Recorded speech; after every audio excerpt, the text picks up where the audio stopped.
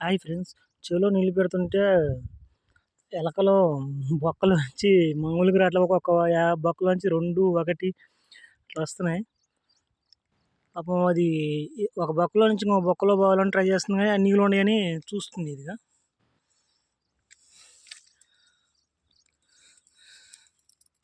అది నా ఎదురుంగా మళ్ళిందది. పాపం దానికి బాగా తడిచిపోయింది. ముద్దగా అయింది ఇది. వెళ్ళిపోవే ఏటొక్కాలి. ఏం చేస్తాం, మా చెలో మిరపకాయలన్నీ కొట్టేశారు బాగా. ఇప్పుడు బొక్కలో నీళ్ళు రాగానే బయటకొచ్చారు.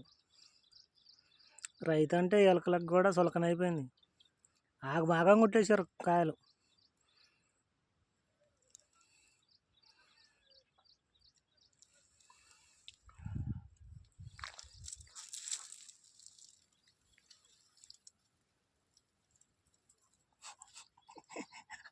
వణుకుతుంది అది. పో ఏమనలే పో, నేనేమో అన్నావు. వెళ్ళిపో.